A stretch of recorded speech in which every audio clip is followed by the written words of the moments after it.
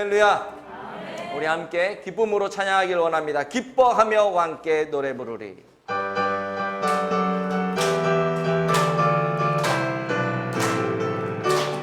기뻐하며 함께 노래 부르리.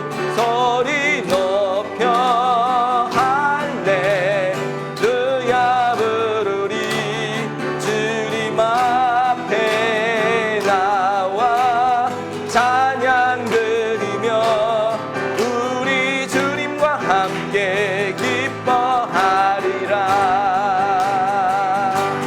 나의 창조자 나의 구원자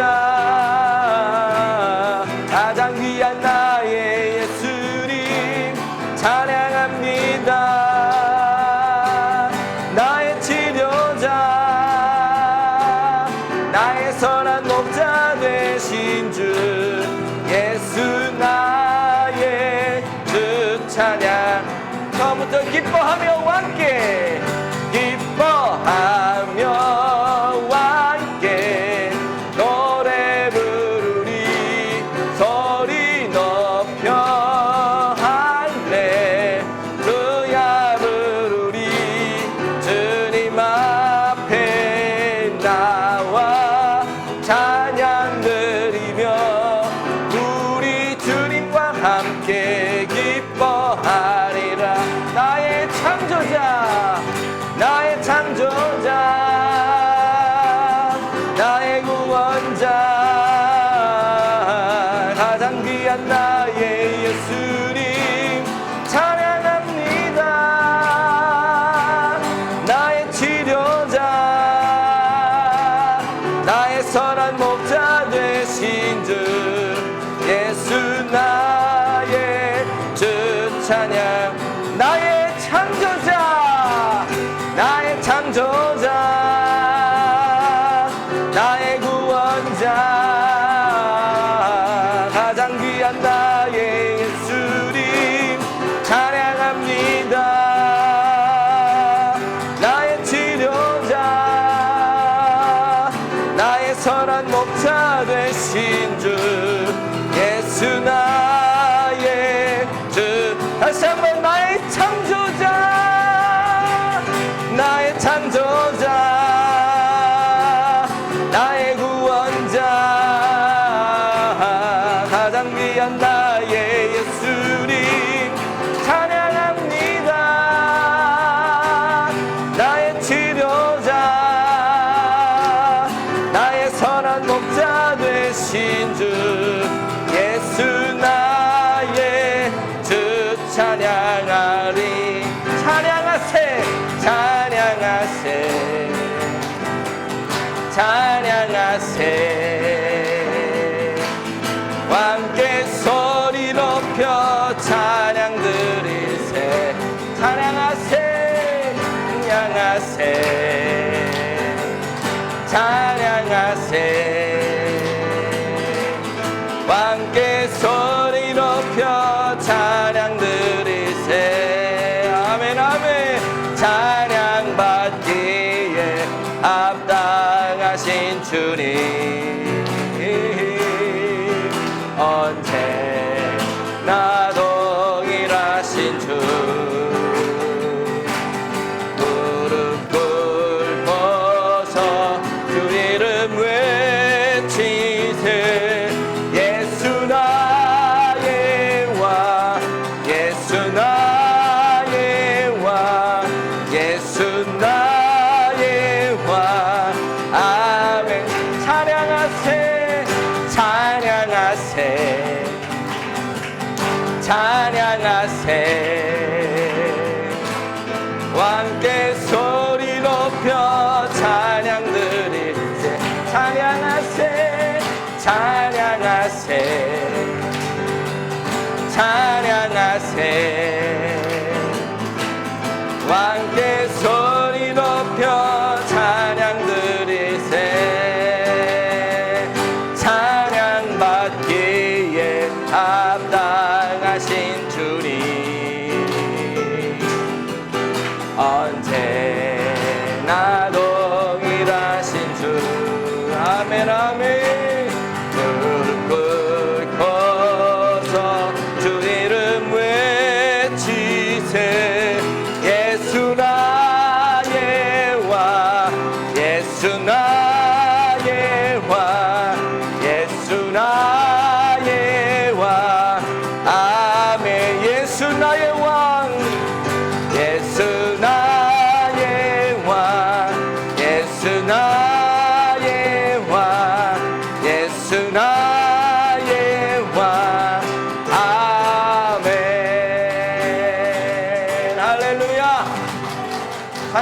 합당하신 우리 주님께 영광의 박수 올려드리겠습니다. 할렐루야. 우리 한번 기도합시다. 하나님, 오늘도 우리의 예배를 하나님 흠양하여 주옵시고 영광받아 주시옵소서. 우리의 예배 가운데 성령으로 임재하여 주시옵소서. 은혜 베풀어 주시옵소서. 우리의 마음의 맛이 옥토 같은 마음 되게 하여 주시고, 아버지 하나님 말씀을 아멘 아멘으로 받아 하나님 영광을 나타내는 귀한 심령 될 수 있도록, 오늘도 우리로 하여금 말씀에 은혜가 끼쳐질 수 있도록, 예배를 통하여 하나님 영광 나타내는 인생들 될 수 있도록 우리 가운데 충만하게 역사하여 달라고 우리 주님의 이름 한번 부르짖고 예배를 위하여 통성으로 기도합니다. 주여, 전능하신 하나님 은혜를 감사합니다. 오늘도 우리 가운데 은혜를 허락하여 주시려고 우리를 이곳으로 불러주신 줄로 믿습니다. 전능하신 하나님, 아버지 하나님의 불가능한 것이 없는 전능하신 하나님, 오늘 우리의 삶에 은혜를 베풀어 주시옵소서. 역사하여 주시옵소서. 오늘도 심령을 다하여 마음을 다하여 아버지 우리의 전인격을 다하여 예배할 때에 하나님께서 받아 주옵시고 우리 안에 한량없는 은혜로 채워 주옵시되, 하늘 문 여시사 쌓일 것이 없도록 부으시는 놀라운 은혜를 아버지 각 심령들이 경험할 수 있도록 역사하여 주시옵소서. 은혜 위에 은혜가 충만하게 하여 주옵시고, 예배하는 중에 인생의 문제가 해결되게 하여 주옵시며, 예배하는 중에 기도의 제목들이 응답받게 하여 주옵시며, 예배하는 중에 하나님 영광을 바라볼 수 있는 우리를 되게 하여 주시옵소서.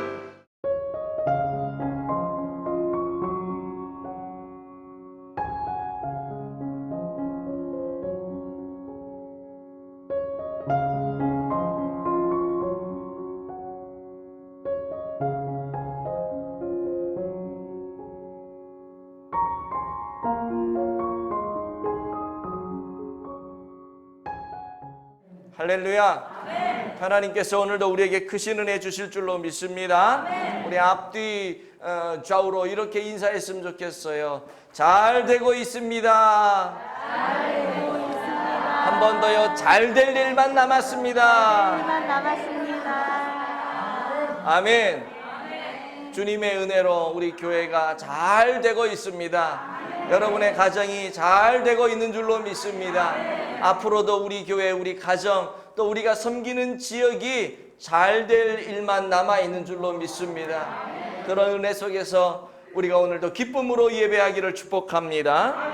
벌써 한 해의 절반이 흘러가서 6월 마지막 주가 되었고요. 이곳에서의 마지막 예배가 되었습니다. 그리고 다음 주는 또 맥주감사주일로 지키면서 새로운 장소에서 첫 번째 예배를 드리게 될 터인데요. 개척을 해서 1년 반을 지나오면서 이런 생각을 했어요. 이 세상에 정말 우리 함께하는 교회 같은 그런 교회를 또 다른 곳에서 찾아볼 수 있을까? 이런 생각이요. 우리 함께하는 교회처럼 행복한 교회가 이 세상에 또 있을까? 우리 함께하는 교회처럼 건강한 교회가 또 이 다른 어떤 곳에 또 있을까? 우리 함께하는 교회 성도들처럼 이렇게 아름다운 성도들이 다른 곳에 또 있을까? 없지요. 네, 없지요. 그런 생각을 하면서 제가 이런 마음에 기쁨이 있는 거예요. 정말 나는 행복한 목사다. 하나님이 저에게 이런 행복감을 계속해서 지금까지 주셨고, 한 주간 또 설교를 준비하면서 나는 정말 행복한 목사구나 라고 하는 것들을 깨닫게 되었습니다.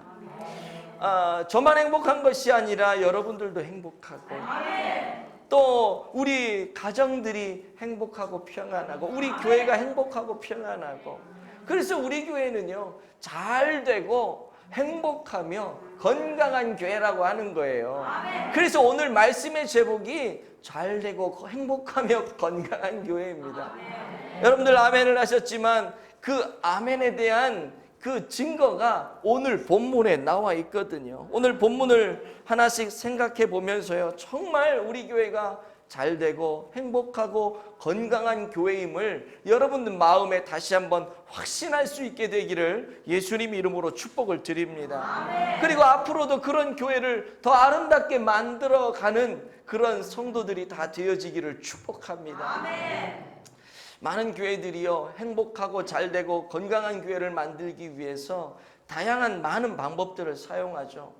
전도도 하고 헌신도 요구하고 또 헌금도 하라고 하고 뭐 다양한 양육의 시스템들, 뭐 제자 훈련이라든지 소그룹, 대예배, 두날개 시스템, 많은 뭐 이것 말고도요 엄청나게 많아요. 전도 하나만 따져봐도요, 무슨 오이코스 전도니 해피데이 축제니 뭐 다들 브릿지 전도니 뭐 아주 전도도 종류가 무지 많습니다.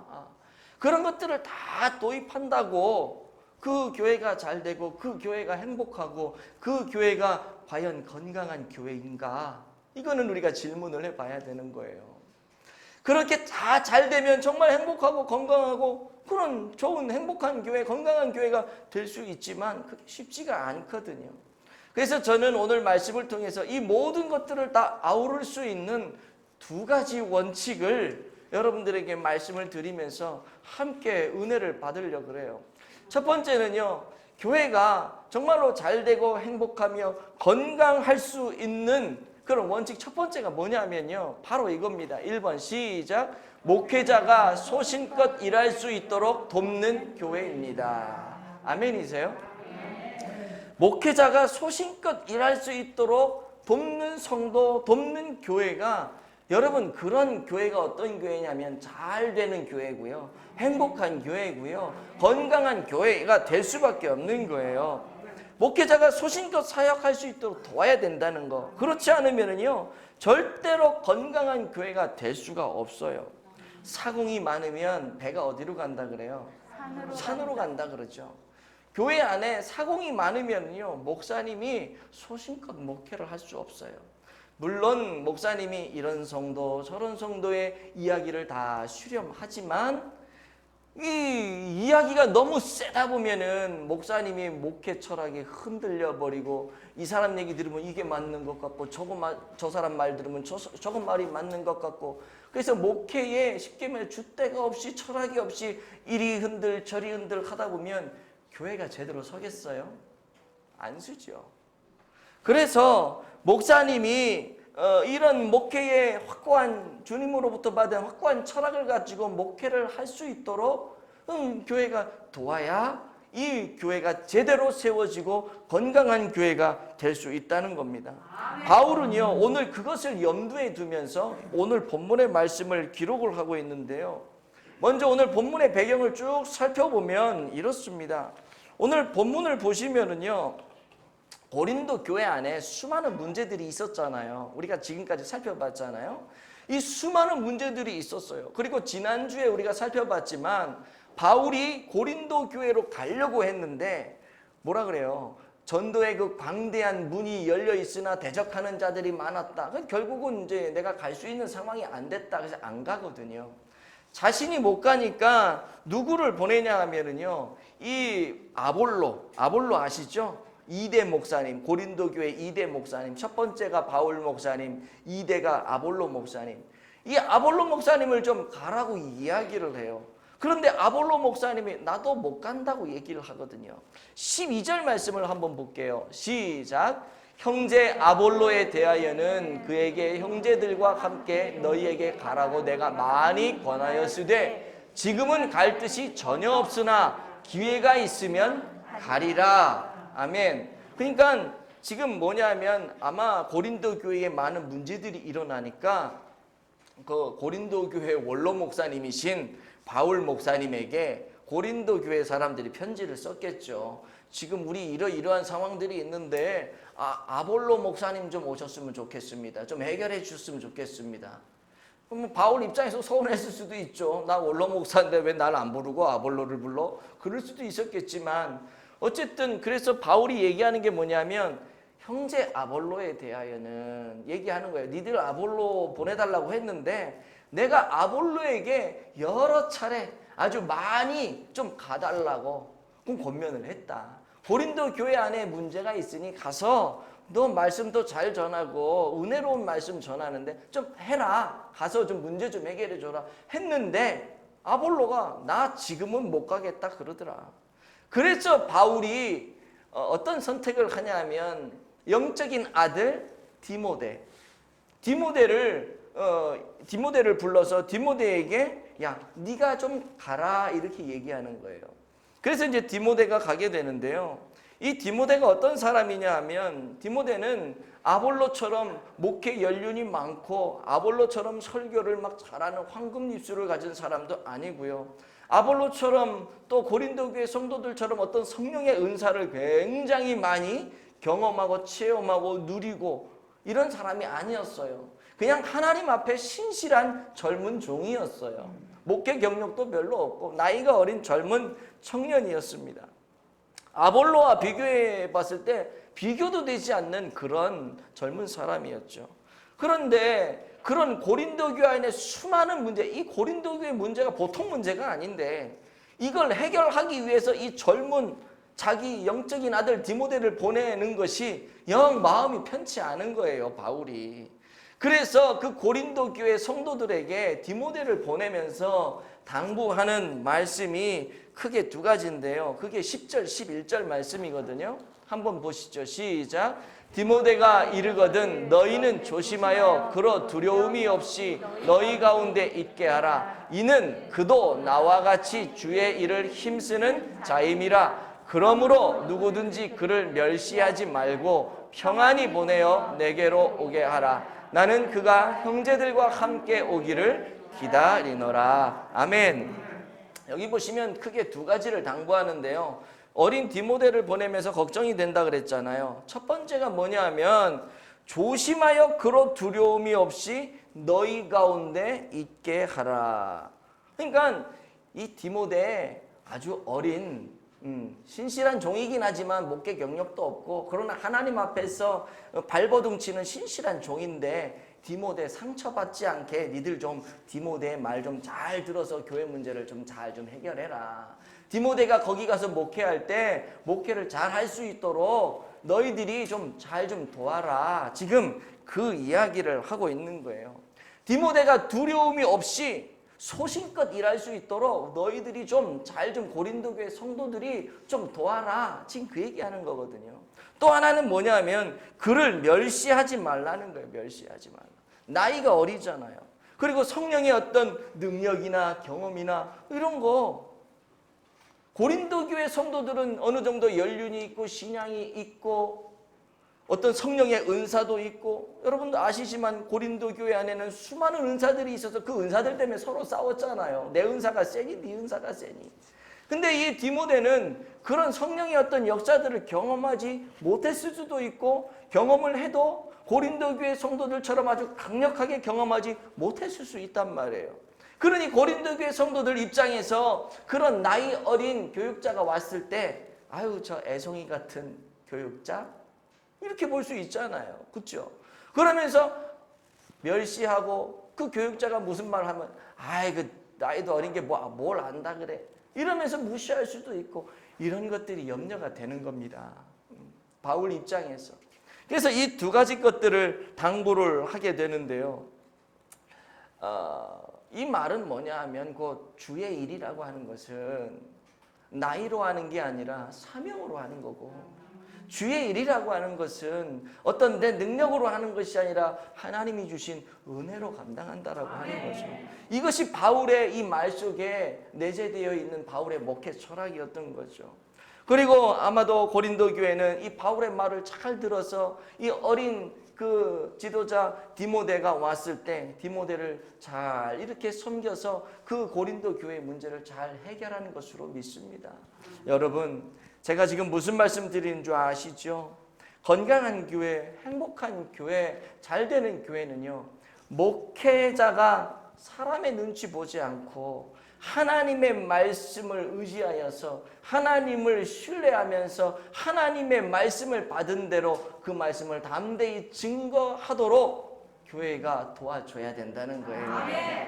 주님의 음성에 귀를 기울여서 담대히 말씀을 전할 수 있도록 교회 분위기가 만들어져야 된다는 겁니다. 뿐만 아니라 목회자는 나이에 관계없이 하나님의 일을 맡은 자로 존중이 돼야 되고 존중받아야 된다는 것이죠. 저는 그런 면에서 우리 교회가 참 잘 되고 있고 우리 교회가 참 행복하고 우리 교회가 건강한 교회라고 확신합니다. 여기 지금 많은 분들이 앉아 계시지만요, 여기 저보다 나이가 밑으로 어린 분들 여기 뭐 몇이나 있어요. 우리 학생들 빼고는 없을 거예요 아마. 그렇죠? 근데 만약에 여러분 그럼에도 불구하고 여러분들이 제가 지금 말씀을 전하니까 이게 인간 이인호 목사의 말로 듣지 않고 아유 나보다 나이 어린 젊은 목사가 말씀을 증거하는데 아이고 참 말은 잘한다 뭐 이런 식으로 듣지 않고 이것이 하나님의 말씀으로 받아들여져서 여러분들이 지금 아멘을 이렇게 크게 하고 있지 않아요? 얼마나 행복해요. 얼마나 행복해요. 제가 말씀 전하는데 팔짱 딱 끼고 어이구 오늘 말 잘하네 이렇게 된다면 이게 교회일 수 있겠어요? 아니죠. 여러분, 그래서 저는 너무나도 행복한 거예요. 영상 설교를 이렇게 올리면은요, 영상 설교를 듣는 분들이 저한테 이제 피드백을 해줘요. 카톡으로도 뭐 전화 통화를 할 때도 있고. 근데 이분들이 하는 말이 뭐냐면, 목사님 설교 참 은혜롭게 잘하시네요. 어떻게 이렇게 헌금 설교를 그렇게 은혜롭게 한대요. 그 어려운 헌금 설교를 그렇게 하는 목사님 내가 진짜 처음 봤어요. 제 선배 목사님들도 저한테 그렇게 말씀하시면서 격려를 해주시는데요. 그러면서 하는 말이 뭐냐면 목사님도 은혜롭지만 더 은혜로운 것은 성도들 반응이 너무 은혜롭대. 어째 그렇게 아멘이 크네.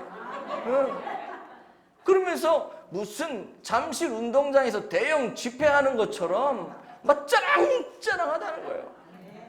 너무 은혜롭다. 예배 분위기 자체가 너무 은혜롭다는 거예요. 개척교회 같지가 않대. 그러면서 이제 좀 도와주려고 그랬는데 이제 그런 마음 접어야겠다고. 그러지 말라고.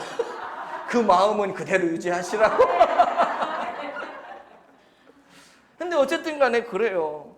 얼마나 감사해요. 젊은 목사의 이 메시지를 듣고 하나님의 음성으로 생각하고 목사님 음성 그렇게 섬겨주시는 여러분들이 있으니까 저 얼마나 행복한 목사예요. 우리 교회가 얼마나 행복하고 얼마나 잘 됩니까? 그런데 만일 제가 말씀을 전하는데 아까도 얘기했지만 팔짱을 끼고 저건 아닌데 손을 딱 들고 목사님 그건 아닌 것 같은데요. 뭐 그런 분들은 없지만은 뭐 예배 때니까 못하지만 예배 끝나고 나서 밖에 가서 전화로 아니면 또 좀 따로 봅시다 그래가지고 만나가지고 목사님 말씀 그렇게 하시면 안 됩니다. 그런 식으로 하면 목사님 목회가 힘들 거예요. 내가 가만히 안 있습니다. 뭐 이런 식으로 나온다면 예전 교회에서는 그런 사람도 있었거든요. 그러면 내가 목회를 편안하게 하겠어요? 물론 그런다고 해서 뭐 내가 할 소리 안 할 사람은 아니지만 여러분들이 아시겠지만은 그런다고 해서 그러나 나도 모르게 그런 일들이 계속 생겨지게 되면 신경을 쓰게 될 거 아니에요.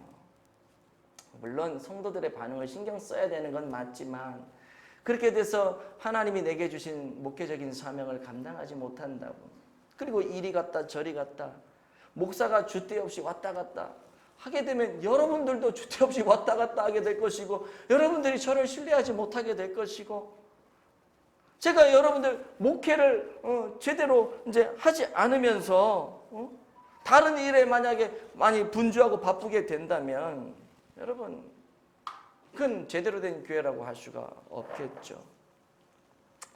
간절히 바라기는 지금 우리 교회처럼 계속해서 하나님의 은혜 가운데 목회를 잘 돕고 또 제가 목회를 잘할 수 있도록 기도해 주시는 여러분들이 계속해서 그런 마음을 가지고 끝까지 같이 함께하는 교회를 세워나가기를 예수님 이름으로 축복을 드립니다. 아멘. 여러분 전 너무나도 감사한 것이 제가 몇 번 얘기를 했을 거예요. 아마 처음에 이제 개척을 하면서 여러분들이 저를 이게 뭐 도와주겠다고, 목사님 목회를 도와주겠다고, 그리고 오셨잖아요. 어찌 됐든지 간에. 제가 처음에 카페 교회 이야기를 이제 목회를 이제 시작을 하면서 나는 이런 선교적인 교회, 이런 어떤 카페라든지 어떤 문화시설이라든지 이 지역과 어울릴 수 있는 이런 선교적인 교회를 나는 지향합니다 라고 얘기하면서 이런 식으로 선교적 교회로 제가 비전을 제시했을 때 사실 여러분들 중에 한 명도 거기에 대해서 반대를 하거나 태클을 걸거나 나 싫습니다라고 하는 분이 한 명도 안 계셨어요. 근데 그것이 너무 고마운 거예요. 그리고 사실은요, 이 선교적 교회로 간다는 것이 기존의 전통적인 교회에서 선교적 교회로 움직인다는 것이 여러분 정말 쉽지가 않아요. 기존 전통적인 교회는 자다 깨나도 이 일을 하지 못할 확률이 아주 높습니다. 그 전통적인 틀에 매여 있기 때문에요. 그런데 제가 개척을 하면서 이 얘기를 했을 때 많은 분들이 저에게 무슨 얘기를 해주신 줄 알아요? 물론 너무 생소하죠. 기존의 전통적인 교회에서 했던 방식과 지금의 방식이 너무 다르고 앞으로 카페 교회를 열면서 해나가야 될 방식이 또 달라질 수가 있는데, 그럼에도 불구하고 여러분들이 고민들은 많이 하셨을 거예요. 이게 맞는 것일까? 더 나은 방향은 없을까? 생각들을 많이 하셨을 건데, 그럼에도 불구하고 지금까지 저와 뜻을 같이 하셔서 여기까지 제 목회 철학에 맞춰서 따라와 주신 것이 너무너무 감사한 거죠. 그러면서 저에게 여러분들이, 제가 고민하잖아요. 저도 여러분들 얼굴을 딱 보면은 저분은 좀 다른 생각을 하고 있는 것 같다. 저분은 또 어떤 생각을 하는 것 같다. 느낌이 오거든요. 근데 그렇다고 해서 내 마음대로, 내 뜻대로 해 나갈 수는 없는 거예요. 그래서 모든 사람들을 아우를 수 있는 방법을 모색하면서 기도하면서 이렇게 오게 되는데, 그때마다 하나님이 저에게 힘을 주시고 은혜를 주시는 게 뭐냐면, 목사님 소신껏 하세요. 아멘. 저한테 그러시는 거예요. 소신껏 하세요. 목사님 하라는 대로 우리 다 할 겁니다. 그러니 하나님의 말씀만 바르게 증거해 주세요. 아멘. 저는 그게 얼마나 힘이 됐는지 몰라요. 어떤 분은 뭐라 그러는 줄 아세요?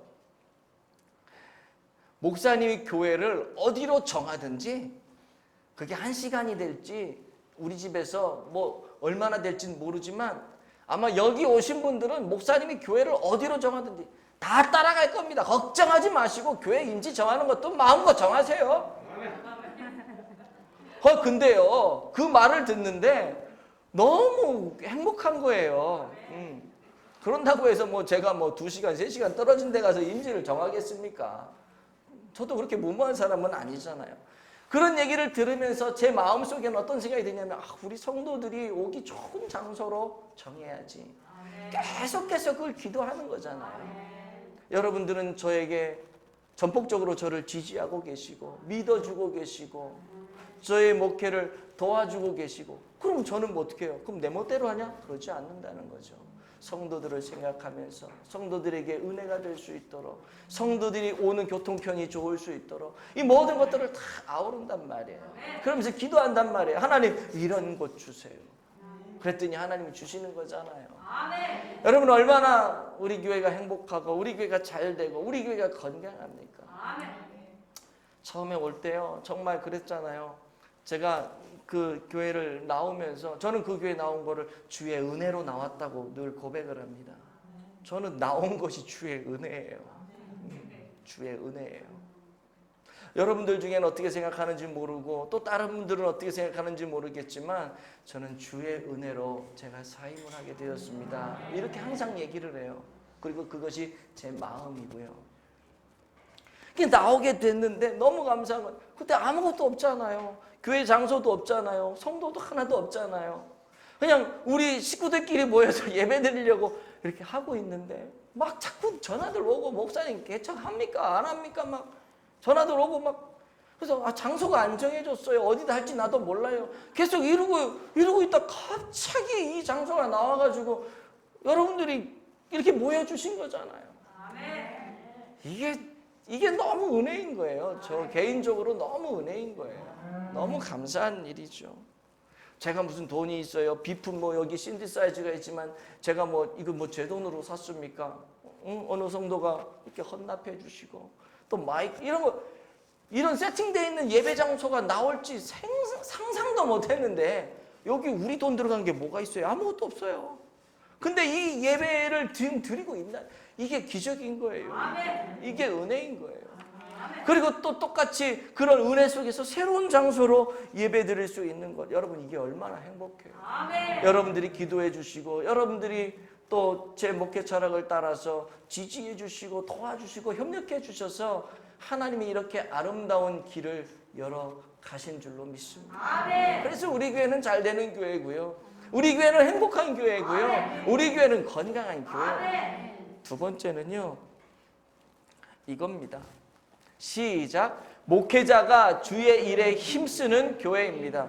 여러분 잘 되고 행복하고 건강한 교회는요. 저와 같은 목회자가요. 주의 일에 힘쓰는 그런 목회자가 되어야 그 교회가 정말 행복하고 건강한 교회예요. 여러분 제가 만약에 뭐 정치에 막 빠져가지고 목회는 안 하고 정치에 막 쫓아다니고 뭐 회의에 참석하고 또 세상에 어떤 바쁜 일들로 막 분주해가지고 여러분들 뭐 셀 모임도 지금이야 어쩔 수 없이 셀 모임을 못하지만 예배를 소홀히 하고 셀 모임을 인도 못하고 또 성도들의 그 아픔을 만져주지 못하고 기도해주지 못하고 그러면 여러분 어떻게 되겠어요?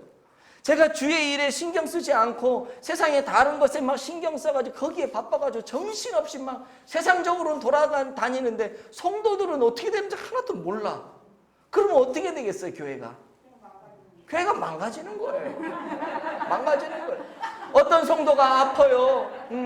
어떤 성도가 아파. 그러면 뭐 찾아가지 못할지라도 전화해가지고 아유 그런 일이 있었군요. 기도해드리고 또 문제가 있어서 어려움이 있으면 전화가 오면 아유 그랬군요.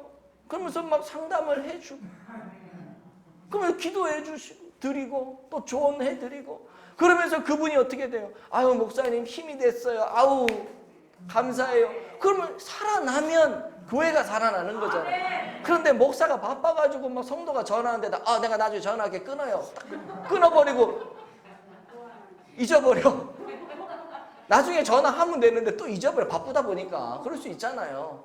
그러면 또 성도는 목사님 전화한다 하는데 전화도 안 하고 목사님 전화한다 하는데 또 전화하기도 좀 미안스럽고 그러다가 보면 이게 마음에서 막 골모 터지고 시험 들고 그러면 교회가 어떻게 돼요? 우리 권사님 얘기한 것처럼 무너지는 거야. 교회가 무너지면 목사가 존재할 이유가 없는 거지. 여러분 그러면 안 되는 거잖아요. 그렇죠? 그래서 목사는요, 교육자는요, 주의 일에 생명을 걸고 주의 일에 힘을 써야 되는 거예요. 정치를 하지 말라는 것도 아니고 세상 일을 하지 말라는 것도 아니고 중요한 건 뭐냐면 그런 걸 해가면서도 주의 일에 그 모든 것들이 다 주의 일이거든요. 사실은 그 주의 일에 성도를 목양하는 일에 애를 써야 되고 성도들에게 이 맛있는 영양식을 먹일 수 있도록 말씀 준비를 철저히 해야 되는 것입니다. 여러분 그런 삶이 되어야지 교육자가 그런 삶이 되어야지 여러분 그 교회가 건강한 교회 되지 않겠어요? 좋은 음식을 영적으로 먹여야 되는데 맨날 어디 남의 집에 가가지고 좀 동냥해가지고 먹이고 여러분 그러면 성도들이 힘이 나겠냐고 살이 찌겠냐고 성장하겠냐고 잘 만들어진 따뜻한 밥과 반찬을 가지고 성도들에게 진수성찬을 차려줘야 되는데 그러지 않으면 성도들이 맨날 비실비실 하다가 푹 쓰러지고 못 일어나고 그러면은 목회가 안 되고 교회가 세워지지 않는 거잖아요. 그래서 목회자는 주의 일에 힘을 써야 되는 것입니다. 10절을 한번 보세요. 시작. 디모데가 이르거든 너희는 조심하여 그로 두려움이 없이 너희 가운데 있게 하라. 이는 그도 나와 같이 주의 일을 힘쓰는 자임이라. 아멘. 여기 말씀드리면 아까도 말씀드렸지만 그로 하여금 두려움이 없이 너희 가운데 있게 하라라고 했던 말은 디모데로 하여금 소신 있게 목회할 수 있도록 너희 교회가 도와줘라 이런 뜻이라 그랬잖아요. 그런데 그렇게 그 고린도 교회 성도들에게 권면하는 이유가 있는데 그 이유가 뭐냐 하면 이는 그가 누구예요? 디모데도 나와 같이 주의 일에 힘쓰는 자다. 그러니까 그냥 막 아무나 도와주고 하라고 하는 게 아니라 그가 주의 일에 힘쓰는 자이니까 너희 고린도 교회 성도들이 도와줘야 된다는 거예요. 세상으로 나가고 정치판에 들어가고 부동산만 막 늘리고 사유재산 늘리고 이런 교육자 도와주라는 게 아니라 주의 일에 생명을 걸고 하는 바로 그 사람이 디모데다. 그 디모데도 나와 같이 여러분 아시잖아요. 사도 바울이 어떤 고백을 하는지 사도행전 20장 24절 시작. 내가 달려갈 길과 주 예수께 받은 사명 곧 하나님의 은혜의 복음을 증언하는 일을 마치리 하면은 나의 생명조차 조금도 귀한 것으로 여기지 아니하노라. 아멘. 사도 바울은요 자기에게 맡겨주신 예수께 받은 사명 곧 하나님의 은혜의 복음을 증거하는 일을 마치려 하면은 내 생명조차 내가 아끼지 않는다. 그 정도로 주의 일에 이렇게 푹 빠져 살았던 거기에 생명 걸고 살았던 사람이 사도 바울인데 나만 그런 것이 아니라 이 디모데도 그런 사람이야. 그러니 너희 고린도 교회 성도들이 협력해야 된다. 지금 그 얘기거든요. 뿐만 아니라 제가 아까 아볼로에 대해서 잠깐 얘기했는데 거기까지만 들으면 아볼로를 여러분들이 오해하실 수가 있어요. 근데 아볼로가 나 지금은 안 가겠습니다 라고 사도 바울에게 했던 이유가 뭐냐 하면은요 사도 바울처럼 아볼로도 주의 영광을 위해 살았던 사람이에요. 자기 유익을 챙기고 자기 자리를 챙기는 사람이 아니라 나의 자리, 나의 유익보다 하나님의 유익, 하나님의 영광을 위해 살았던 사람이 아볼로인데요. 아볼로가 바울이 너 좀 가서 좀 도와줘라 했을 때 그 안 갔던 이유가 뭐냐면 그 당시 상황이요. 고린도 교회의 분파 중에 가장 센 분파가 아볼로 분파였거든요. 아볼로 세력이 제일 셌어요. 바울은 이제 원로 목사님 물러나 있고 그 당시에 이제 아볼로가 제일 셌고 왜냐하면 말씀이 너무 탁월했어. 너무 은혜로웠어. 말씀 한마디 한마디 이 말씀이 성도들 가슴에 팍팍 박히고 이 수사법을 너무 잘 써가지고 아름다운 언어를 구사하고 목소리도 그렇고 인품도 그렇고 얼굴 생김새도 그렇고 그냥 너무나도 보기만 하면 뿅 하고 반할 정도의 목사님이셨기 때문에 이 아볼로파가 생겨난 거거든요. 사실은 아볼로파가 생겨나다 보니까 어떻게 돼요? 바울에게 영향을 받았던 초창기 멤버들은 서운한 거예요. 그래도 우리 바울 목사님이 이 교회를 개척했는데 이렇게 되면 바울파 생겨나고 이렇게 해서 파들이 생겨나게 됐는데 아볼로파가 가장 셌단 말이에요. 그러니까 사람들이 뭐예요? 아볼로 좀 와서 도와달라고 이 문제 좀 해결해달라고 바울에게 요청을 했던 거겠죠. 그래서 바울이 얘기를 했는데 아볼로가 안 간 거예요. 이유가 뭐냐? 지금 내가 이 상황에서 고린도 교회에 가면 아볼로파가 더 세지거든. 교회는 주님이 높아져야 되는데 내가 감으로 인해서 아볼로파가 더 세져가지고 원치 않게 이 아볼로 자신도 거기에 휩싸일 수가 있잖아요.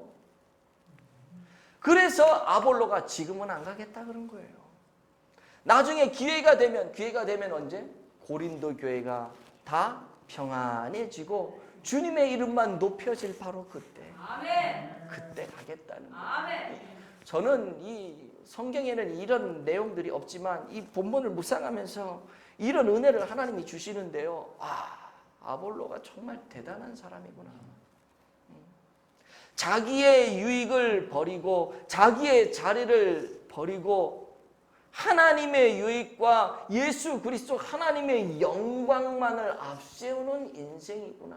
주의 일에 생명을 거는 사람이구나. 그러니 하나님이 그 사람을 이렇게 들어 쓰셨구나. 아멘. 저는 여기 나와 있는 이 목회자들을 보면서 정말 이런 목회자들이니까 교회가 그 목회자들을 도와서 아름답게 이렇게 성장했구나. 그걸 깨닫게 됩니다. 설교를 준비하다가요, 이런 이야기를 봤어요. 신앙이 돈독한 어떤 여행객이 이제 그 영국을 이제 런던 쪽에 이제 큰 교회에서 예배를 드리고 나오면서 이런 고백을 하는 겁니다. 와, 정말 훌륭한 목사님, 아주 위대한 목사님, 말씀이 너무 좋아. 너무 은혜 받았어. 그런데요, 이 여행객이 그날 저녁에 스펄전 목사님이 심호하시는 교회 가서 예배를 드렸는데 예배 드리고 나오면서 이런 고백을 했대요. 위대하신 하나님, 놀라우신 주님.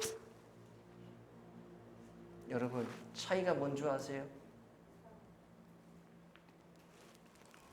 위대한 목사, 위대한 설교자, 정말 대단한 목사, 이런 소리가 나오게 한 그 목사님은 어떤 면에서는 자기 자신을 드러낸 목사요.